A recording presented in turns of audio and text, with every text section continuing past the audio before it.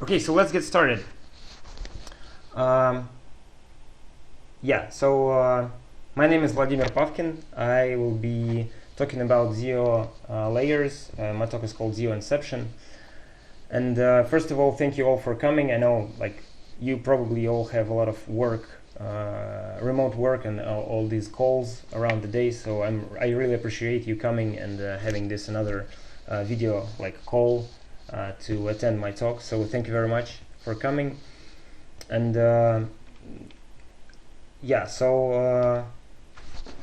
just let me make sure that it works. Yeah, my name is Vladimir Pavkin. As I said, here are some of my credentials. I currently work at Scalac, who is organizing this event. And so I had some experience working on ZIO projects, and this is the reason I am able to present this talk to you. So before we start, also another reminder that you can ask your questions in the chat whenever they come up. I will periodically look into the chat to see if there are any questions, and we'll answer them from time to time. But not immediately, because this setup here is quite complex. I try to not mess up all the windows, and so feel free to ask questions anytime. Right, so and I think that's it. Let's begin. Yeah, and we will have time to answer questions after the talk as well. So let's begin. This talk is not kind of usual kind of talks, because it's not a focused talk about some specific topic, but it's more like a story that started with a simple pull request to ZIO, nothing special, but then it kind of unraveled into some really interesting plotline and several nice discoveries for me. So the talk is not very focused. So if you were expecting some deep dive into ZLayer and all of the intricacies, this is not that kind of talk. But on the other hand, I hope it will be entertaining, and you will still get some practical benefit. You'll get to know ZLayer if you're not familiar with it. You'll see some internals actually of how it works under the hood, and some not problems, but some tricky things that happen there.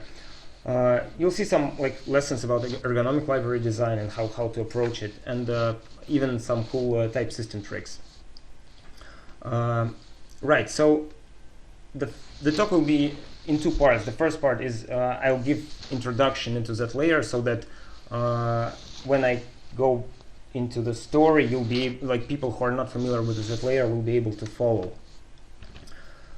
Just let me check that everything is fine.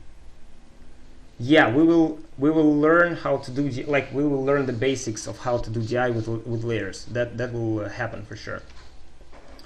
But not deep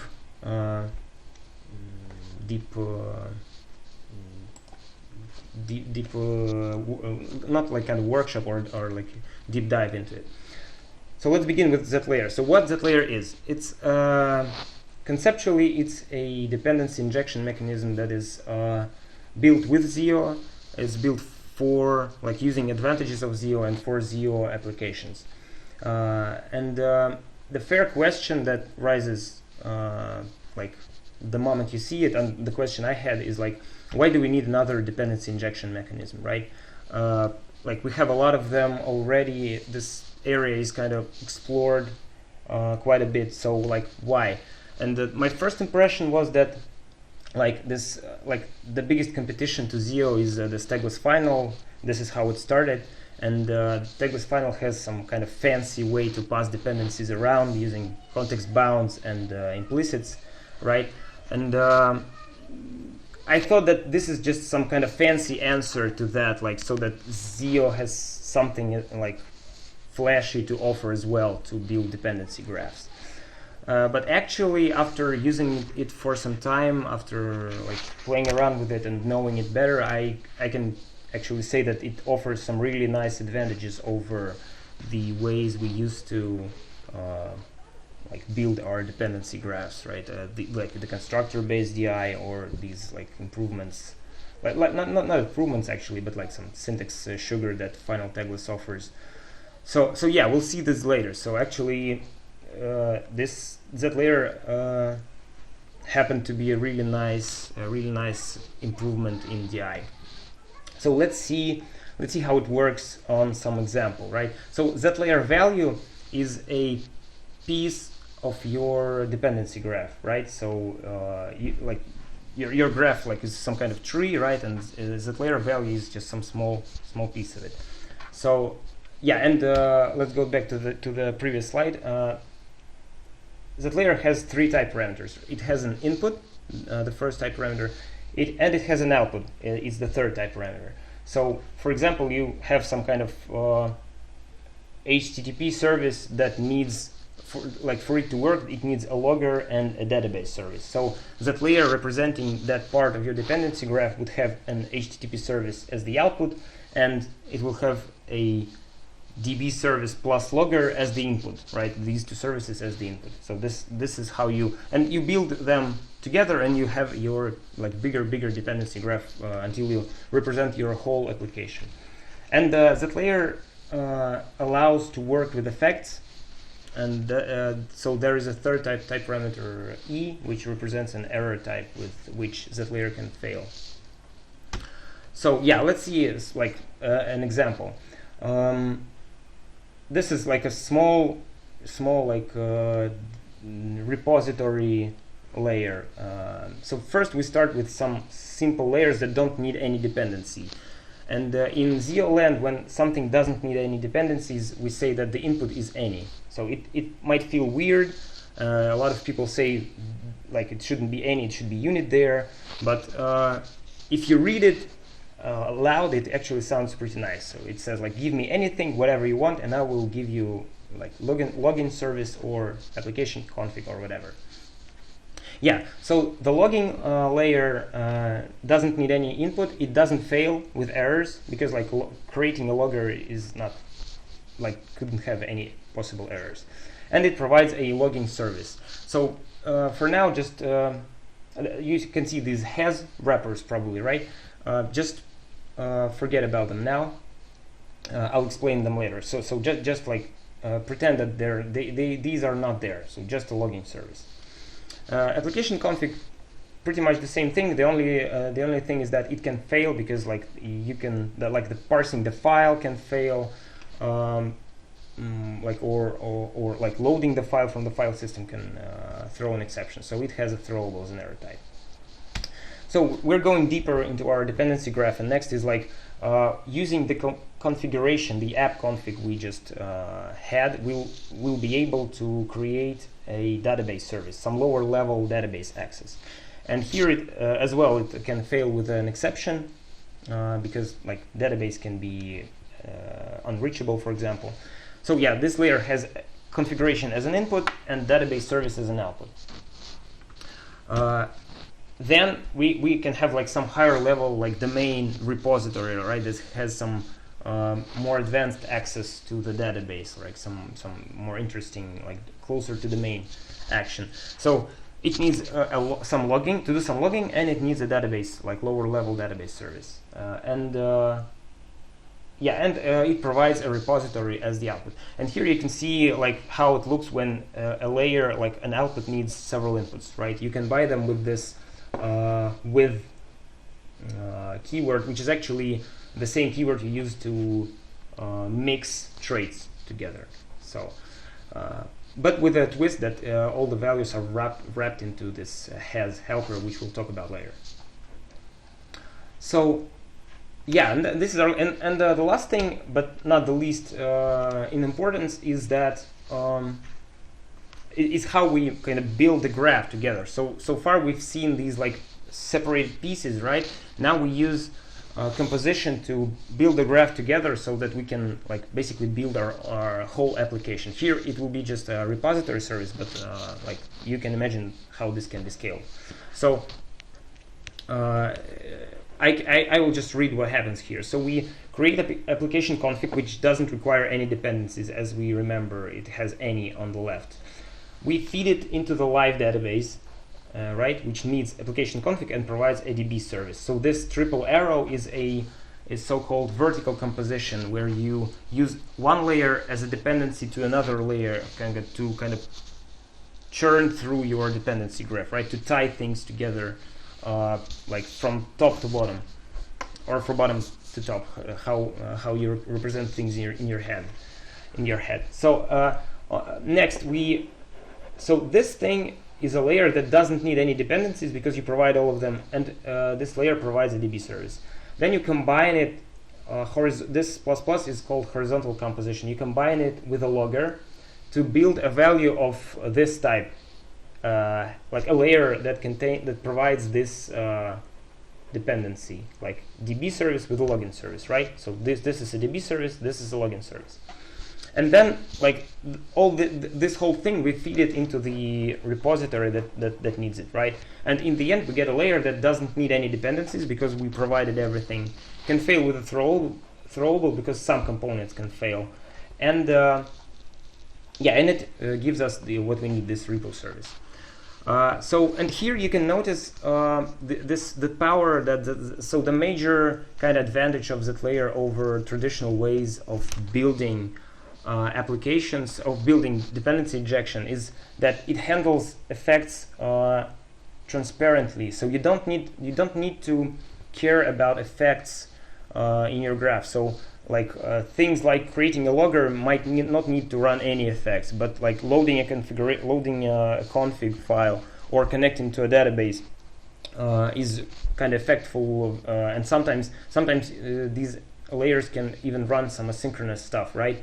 But the nice thing about that layer is that it encapsulates all of that stuff, and your graph is really free from that. So compared to constructor-based DI, you can't pass like a task or ZIO of anything to a constructor of another service, right? You need to handle all the effects before you can combine your services. So ZLayer is this kind of constructor on steroids that allows you to don't care about effects. So that each layer knows how to run its effects and how to provide itself like down the tree, if it makes sense. So so yeah, this is what I found especially powerful about ZLayer in practice, in my practical work. So let's just have a small pause. I'll check that everything is going fine, right? And maybe you have any questions at this point.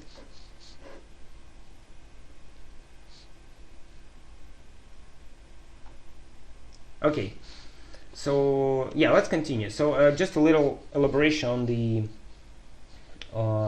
composition, right? So as I said, there is two ways to compose ZLayers. One is vertical composition, and another is horizontal composition. Vertical composition is is presented here like a generic like example, right? So we have a layer. Yeah, we'll come to the has like just on the next slide. A little patience. So A is on like, if you give me A, I'll give you B. Then the second layer, if you give me B, I'll give you C. So we can compose these together so that you can give me A, and I'll like build B inside and like create a C, right? So it's just kind of like a general composition. And horizontal composition is just kind of adding things without passing them down, right? So there is a layer that needs an A and provides an X, a layer that needs a B and provides a Y, and then you can say like, okay, I need to kind of smash them together. So now there is a layer that needs an A and B and provides X with Y, right? So and this is what horizontal composition gives you.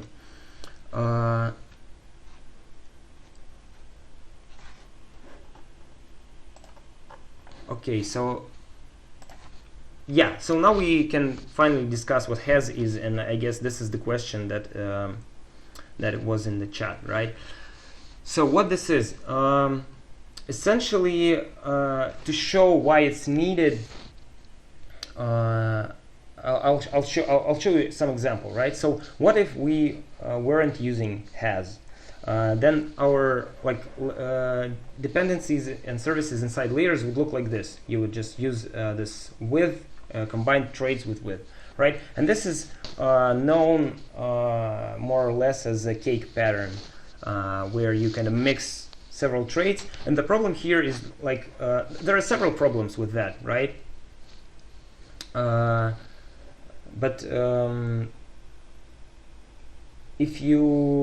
of them is that if you call something on this cake value, you actually don't even know what part of it you are calling, right? So this what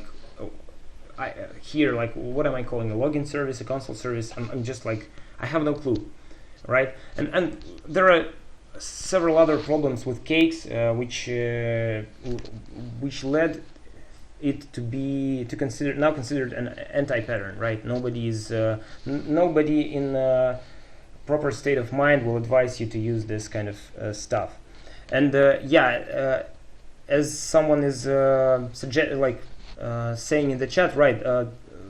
Has is a relatively new addition, so ZIO used cake, some kind of lightweight cake pattern before Has was introduced. And I guess Adam will probably correct me if I'm wrong, but this cake problems were the reason to advance on this stuff and introduce Has and ZLayer and so on.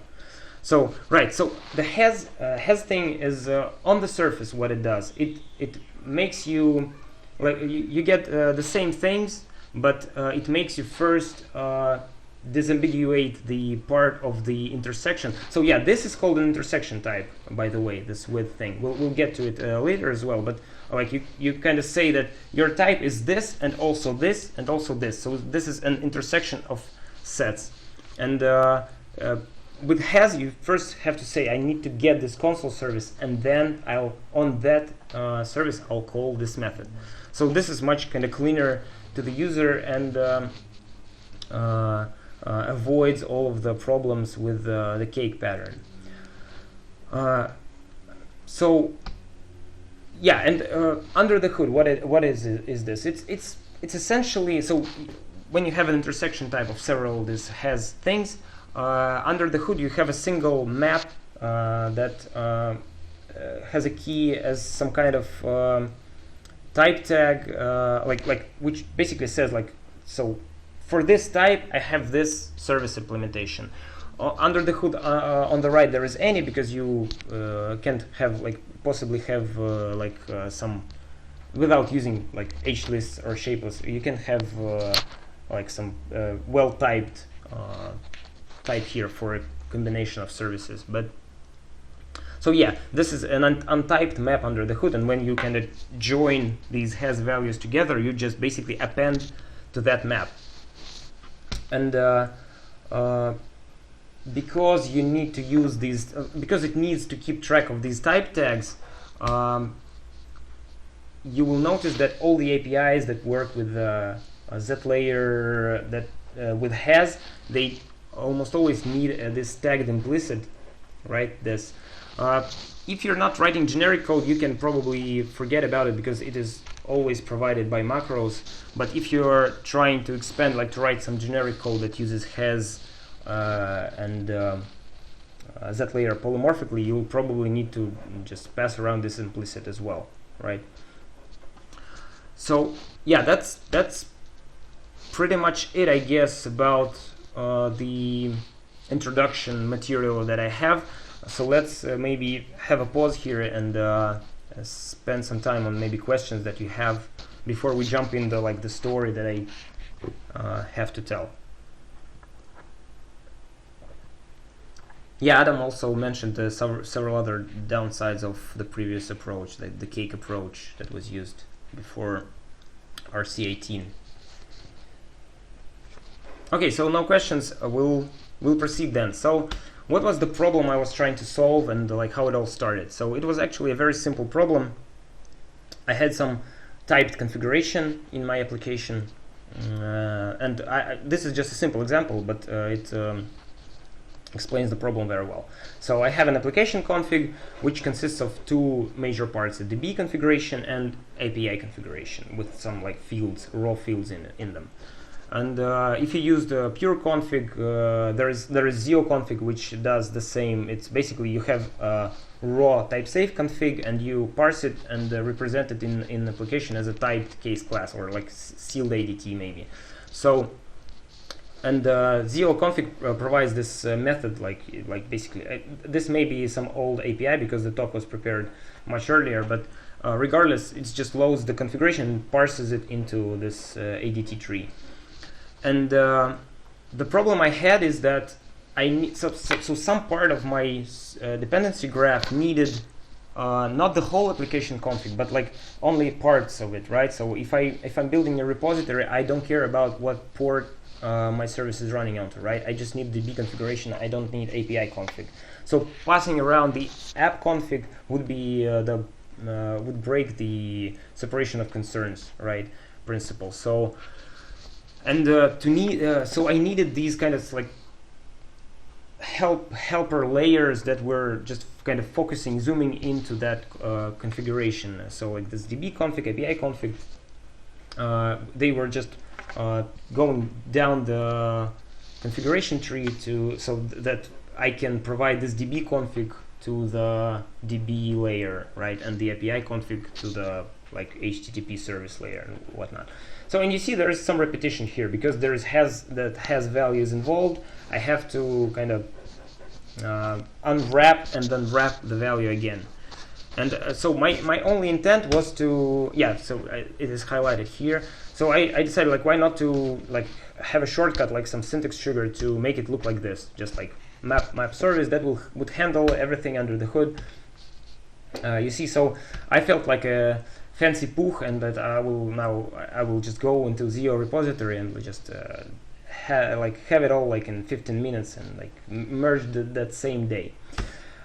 So yeah, my initial like approach was pretty naive, and I was like thinking that it's just a really simple task, and I was like wondering why nobody has done it before. So yeah, just easy level, no complexity. Like relatively no, because when you go into ZIO code base, and now we are stepping into library design space. When you go into ZIO repository, you see a lot of this weird, like on the first sight it looks weird that a lot of code is put into implicit classes, into this extension classes, right? Like the syntax extensions, and not in the classes itself, right? So a lot of methods on ZLayer are in the syntax extensions, and this happens because ZIO, ZLayer, ZManage, and all of these ZIO tools, they heavily use variance annotations, right? And because of them, you can't actually do a lot in the body. Yeah, I'll answer just that question in a second. I actually answered it, but I'll repeat. So that layer is using these variance annotations, and because of that, if you try to do some stuff with these type parameters inside the implementation, you get these errors that like invariant parameter used in covariant position and stuff like that. So compiler will not allow you to do a lot of things, but you can do them in extension, this implicit classes. So that's why we have one here. So for those not familiar with the implicit classes, it's just a wrapper around some value that when it's in scope, it will provide this map service as if it is a method on this value, right? So you would be able to call, like, you will have some ZLayer and you would be able to call map service on it. So yeah, and here this is my implementation. So my thought process was like this. So if we have a ZLayer and there is a has of something on the right, then we can call a map service on it with some function, and it will just do that like a boilerplate, right? It will unwrap with get, then transform, and then wrap with has again. So the tagged, I'm answering the question from the chat. The tagged is that thing I was talking about when I was talking about has, that it is an implicit that provides support for the map, like this type map that has that is stored inside this has value, right? So as I said, if you're not writing generic code, if you're not using type parameters, you don't need that. It's provided by macros. But since I use type parameters here, I need to say that these values, basically that I can have some type tag of this type so that I can put it in the map. So I hope this makes sense. It's like, if you're not writing generic code over ZLayer, you don't need to care about that. This is just like trouble for library authors mostly. Yeah, so this is my implementation, so I tested it. So I created a layer that is just has an integer value. I called this extension method, transform it to string, and it kind of worked. It's all like fine. So now I have a layer that provides a string. But the problem with this is that, like, what if I have like several layers combined, right? What if I have like an integer and a boolean? So this thing, a plus plus b, would have a type, would have an output. This layer would have an output and has int with has boolean. So if I call map service on it, what happens? Right. So the weird thing is that, like, only the first value, the integer value, is kept, and the boolean like just disappears silently. Right. There's no this true value. It's just like no trace of it. And yeah. So this also shows that, like, so on the right we have the type of has int with has boolean, and if we call map service to string, we'll have just single string on the right. So the boolean just disappeared. And the problem here, so let's look at the implementation again.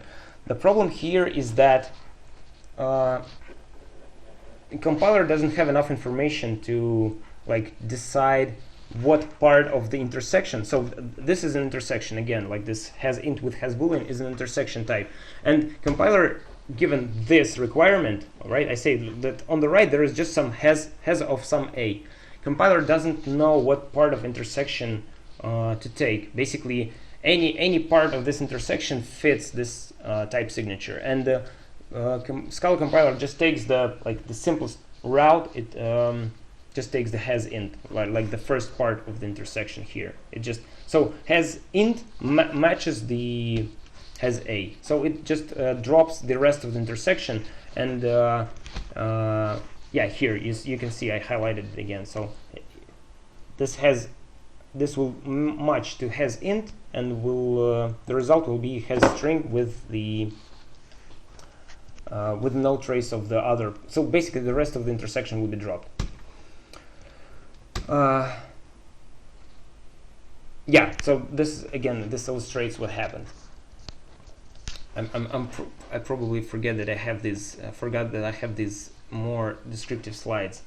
So yeah, so I got a pretty, so, and this was noticed by the maintainers of the of ZIO library when I submitted the pull request, and they pointed towards that problem, and I was kind of thinking, okay, so this is a lesson, and the lesson is that intersection types are kind of tricky to work with, to transform.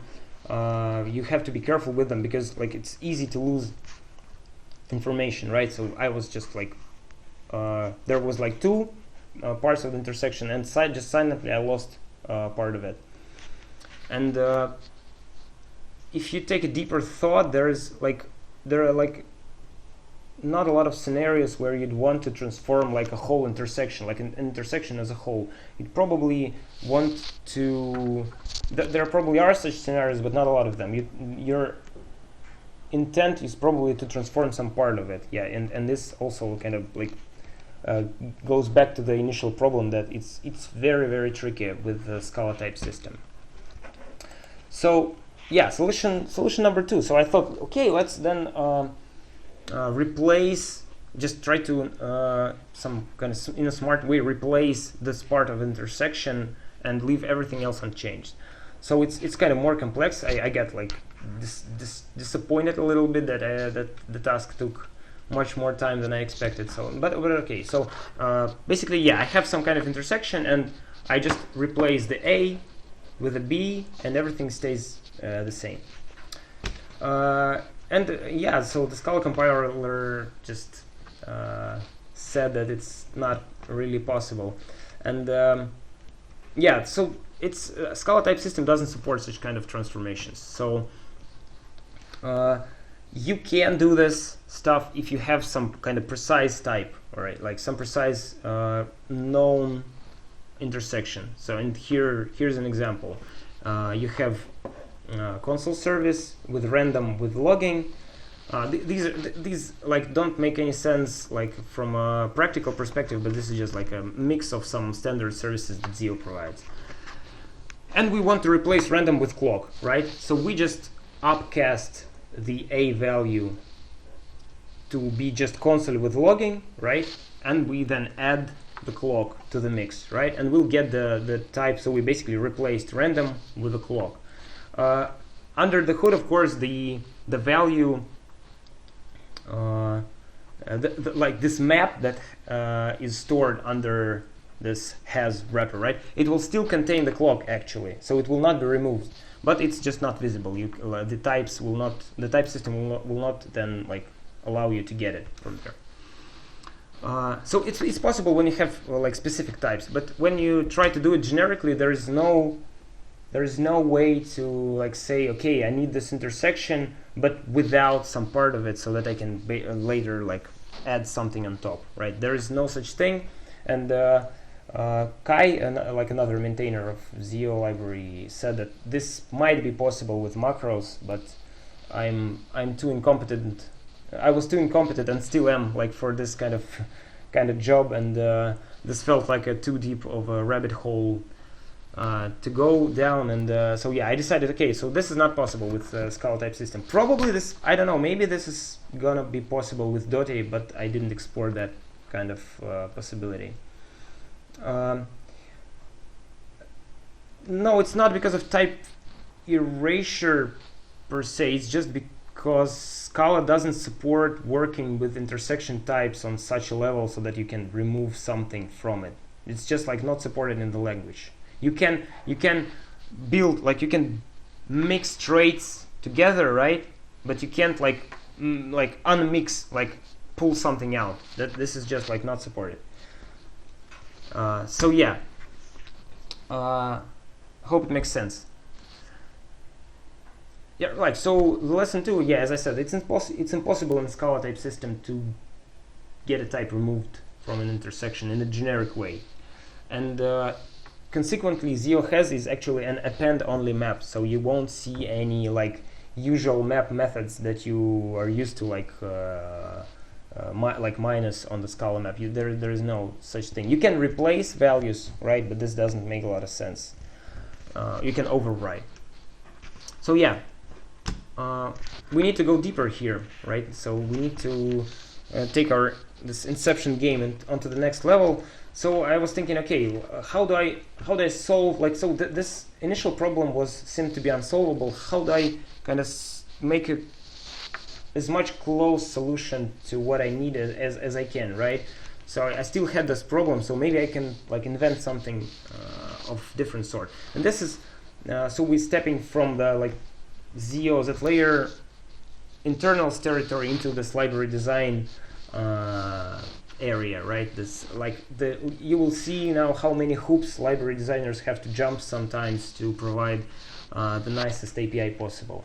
So I thought, like, okay, so maybe we can prove that ZLayer has just a single service on the right as the output, right? And then we can safely do this transformation and not be scared that some parts of the intersection will be lost, because there will be no intersection on the right.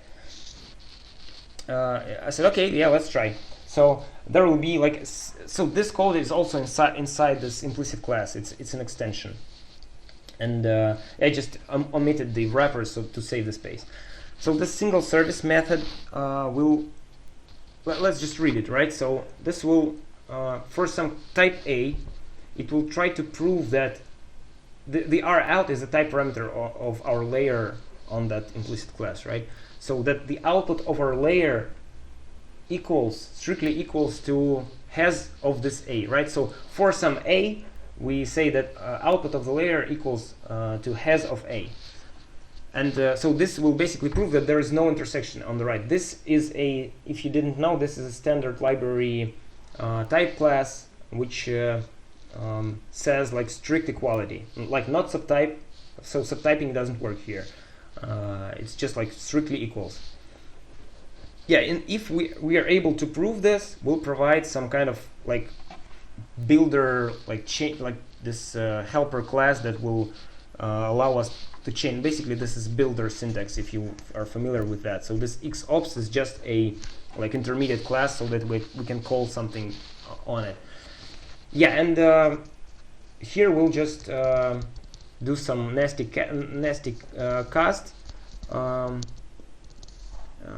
and so that like we can, so that the values match, because here we have a layer of some R out, and here we'll need it to be a has a. So, but since we proved this, we can safely like do this as instance of, like the compiler basically proved us.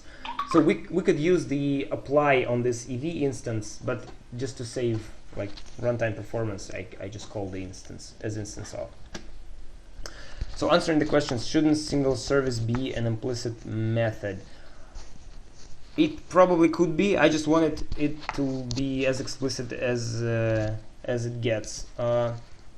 It might be, so this would be an implicit conversion basically. It could be sometimes tricky to debug, but yeah, so I decided to not complicate things at first and keep it explicit. Yeah, but it's a good suggestion. Probably it could have been implicit. Yeah, so let's continue. So the xops is this like the DSL, our DSL helper. So on it we have, so since we proved that this layer has a single service on the right, we can then probably just call map on it and be safe that it's we will lose no information, right?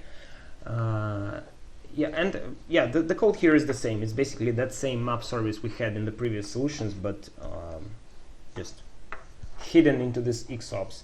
And the xops is not an implicit class, so that you don't have this extension like by default. You need first to prove that this is a single service, right? And then you'll get this map on the value.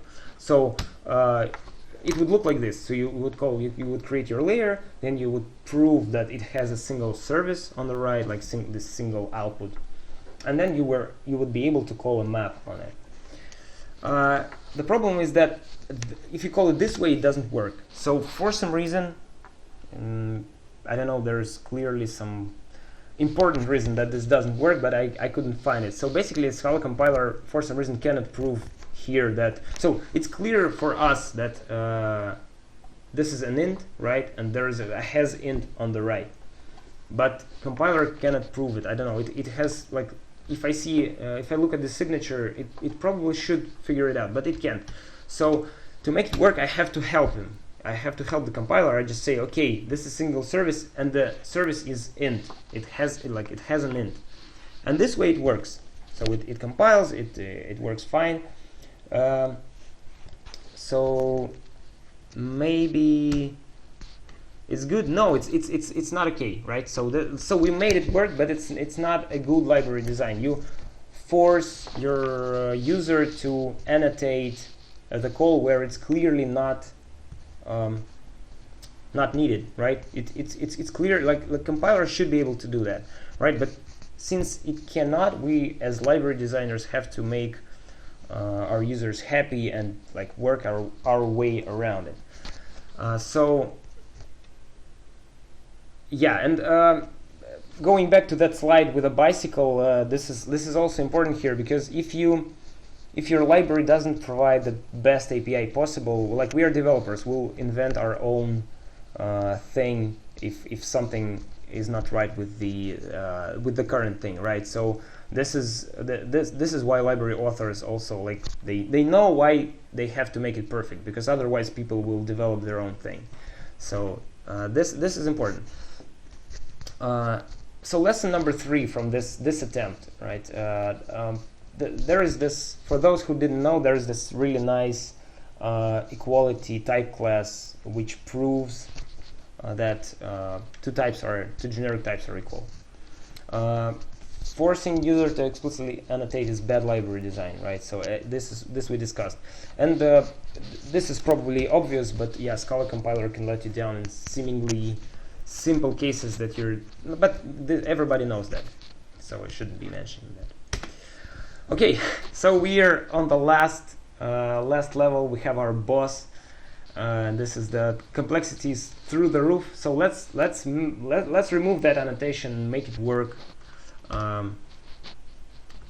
so that we don't have to annotate. So when some type class doesn't work, what we do? We create our own type class. So this is what I did here. I created a has single service type class that has a type parameter and a type member. So this basically, the intent of this type class is to say that like for some type A will just has a single service of type out, and the reason we have a type member here, not a type parameter, so that we don't need it right away. This is a common pattern where you need to hide some type before you actually need it. So we'll see it in action. And there is this another like kind of pattern, aux pattern, pretty famous, like to basically lift this type member into a type parameter. So this aux has two type parameters, where the second type parameter is the output of like basically the type member. So we has single service has one type parameter, and our aux has two type parameters. We lift the type member up. Right. So, and this as you notice, this thing doesn't have any methods. So this is a purely compile time thing, phantom type as you wish. So this its sole purpose is to prove reliably that our layer has a single service on the right. And there are some pretty janky things going on here. So how do we prove that? So the first proof is like the basic case. So we say that has A, type of has A, right? So it actually reads pretty nice. So has A has a single service of type A. You see? So and here where we need to lift, so that implicit derivation works properly, we need the type here to have both type parameters available, right? So that's why we use aux here. So this is like the base case. We say that has of something like contains a single service of that type. But this has the same problem that we had in initial implementation, that if we have a like has A with has B with has C, it will still it will match this type, and it will take just the first type of the intersection. So if we have several types on the right, this proof will still work, right? So back to our example with integer and boolean. So we have a layer that has an integer and a boolean as output. Then this proof will still pick this up, and just this has A will be has int, and the boolean will be lost. So this is the same problem. So we need basically to kind of cut the intersection types from the derivation, right? So now currently this works for both intersection types and specifically has of something types, like with no intersections. So we need to some kind of like somehow cut it, and this is a second thing that helps to do that. So we say that, and it's an amazing trick. When I first saw it, when I learned it, it was just like, I don't know, really nice. But so we provide another implicit at the same priority level. You see, they are on the same level, they have the same priority. So in case they clash, right, in case they both work for the same type, they will be ambiguous, right? So we will get the ambiguous implicit error. And it says that if you have some type that has a shape of like has A with something, so it's explicitly an intersection type, then it will provide the same instance, right? It will say that has A with B, has an output of type A. This doesn't make sense if you read it just like as a normal person. But for Scala compiler, this actually works. And when again, this is some kind of like alien stuff that was brought to Earth by some like higher race. And again, when I first saw it, it just blew my mind, and still blows it sometimes. So yeah, let's just work our way through it again, so that you probably understand it better. So let's take a simple type, has int, right? So a layer that has int on the right. So we need to prove that it has a single service, because it is, right? It does. There is only one type inside, only one value. So the first proof will work, right? Because like has int is has of some a, and we'll put an int as an output. But the second implicit will not work, right? Because has int is not has a with something, it's just a has int, right? So this implicit will not work. We have one implicit of this has single service type, everything is fine, the proof is successful. But if we have a like has int with has boolean, this proof will still work. As I said, it's kind of broken in this case, because it shouldn't, but it does because of subtyping. This works with subtyping. Has int is a subtype of has int with has boolean, and it fits here, so we get our instance here as well.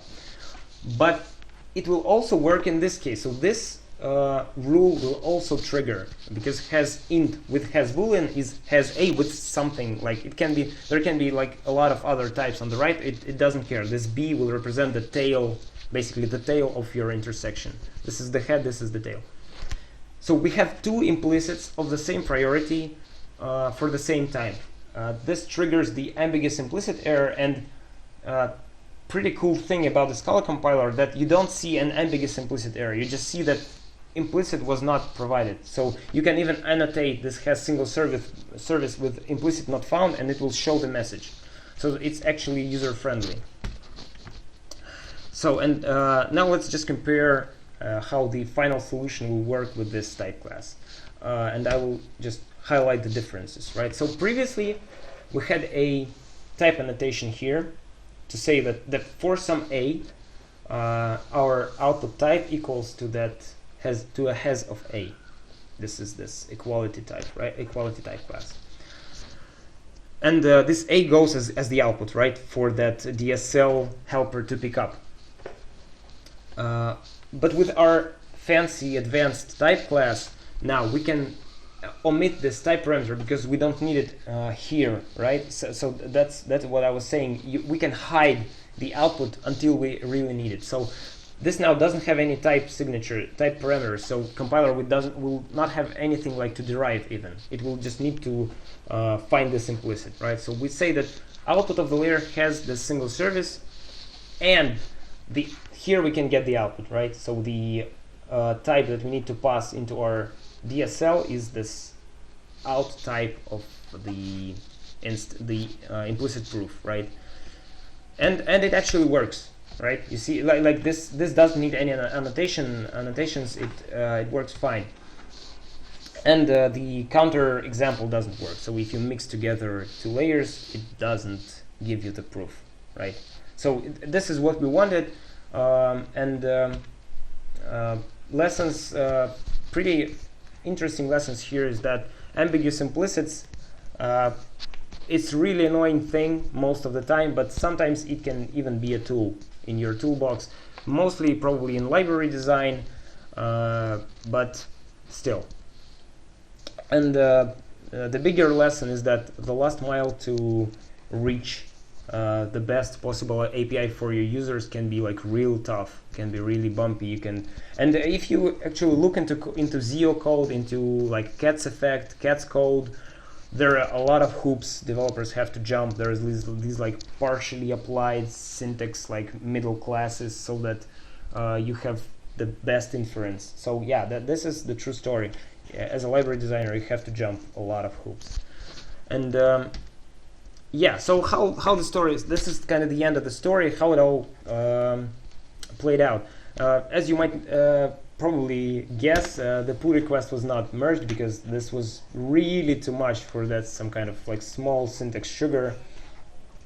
So I didn't have a contribution, but I had a lot of experience. Yes, so if you don't have success, you have experience. So that was my result. But actually, later I got this thing merged as a more specific syntax extension to the ZIO config. So there it made much more sense, yeah. So I still solved the problem, but in a different way. So yeah, I guess that's it.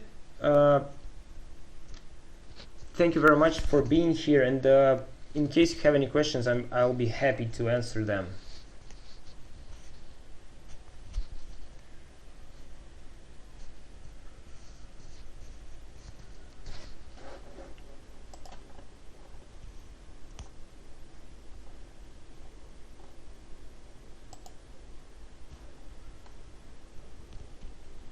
Yeah, thanks, Adam. That was you who kind of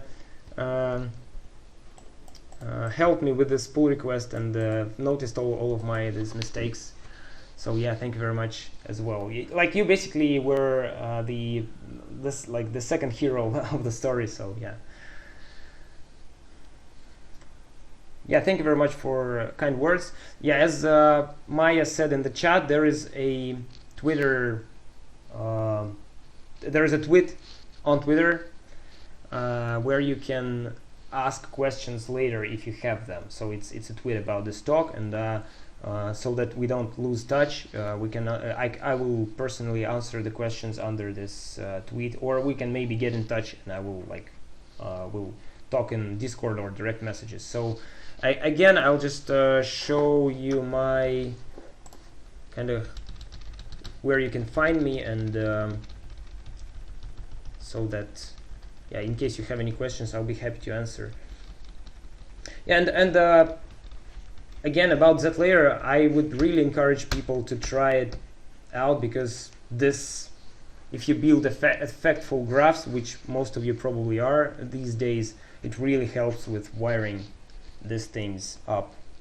It really looks much cleaner. Like, you know, it reminds me of these like Akka Stream, this fancy fan out, fan in graphs where you like build them in a visual way. ZLayer is like the same thing, but it's actually safe. Okay, spring into ZIO. Yeah, that would be an interesting question. Okay, so yeah, but this is a big question, so let's keep it for after the stream. So yeah, thank you very much. I guess let's call it a day. I'll post on Twitter the recording when it's out, and thank you again for coming. Have a nice evening.